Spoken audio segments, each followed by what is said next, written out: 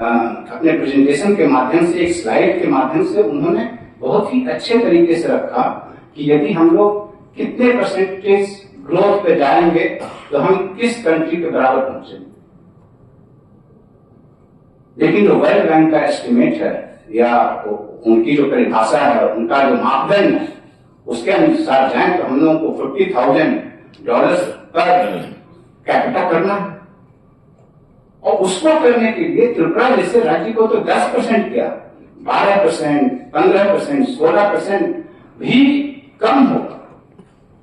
उसका कारण है, उसका कारण यह है कि हमारे लिए बहुत सारी अंतर्निहित चुनौतियां हैं, इनहेरेंट डिसेबिलिटीज हैं, चैलेंजेस हैं। हमारे पास 80% इंटरनेशनल बाउंड्री है। हम लोगों की जो मेनलैंड से डिस्टेंस है वो बहुत ज्यादा है, जैसे कि ट्रांसपोर्ट, जो लॉजिस्टिक कॉस्ट हम लोगों का दूसरे राज्यों की अपेक्षा बहुत ज्यादा रहता है। उसी तरीके से हमारे यहाँ 73% फॉरेस्ट एरिया है, जहां हम लोग कन्वेंशनल टर्म में जो डेवलपमेंट का मापदंड है उसको हम लोग नहीं पूरा कर सकते हैं। बहुत सारी इंडस्ट्री लगाना चाहें फॉरेस्ट एरिया में हम नहीं लगा सकते, और जो बाकी एरिया बच जाते हैं उसमें कुछ वाटर बॉडीज हैं, पॉपुलेशन डेंसिटी बहुत ज्यादा है, जो जमीन है ऊपर खाबड़ है, मीन्स कहीं ऊंचा है कहीं नीचा है। तो जिस तरह का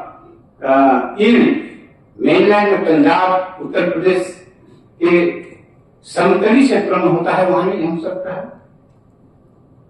जब हमारे पास ऑलरेडी इनहेरेंट चैलेंजेस इतने ज्यादा हैं, तो जो हमारे द्वारा बनाए गए चुनौतियां लॉज के रूप में, नियम के रूप में, कानून के रूप में, उसको हम क्यों पार नहीं? और ये जितने भी नियम कानून बने हुए हैं सब वो बंधन है, वो बोझ हैं जो हमको तेजी से दौड़ने में असक्षम बना रहे हैं। हम लोग दौड़ नहीं पा रहे हैं। त्रिपुरा एक छोटी चिड़िया है, ये बहुत ऊंचा हो सकती है, sky is the limit, provided जो हमारे पंख हैं उसमें ये जो जितने जटिल कानून, जो रेगुलेशंस रूपी जो पत्थर बांधे हुए हैं उसको तोड़ करके फेंकना पड़ेगा। यदि वो टूट गया, पंख खुल गए, हम आजाद हो गए, हम उड़ने लगेंगे। भारत को सोने की चिड़िया कही जाती है, कल को त्रिपुरा को सोने की चिड़िया कही जाएगी। और मुझे पूरा विश्वास है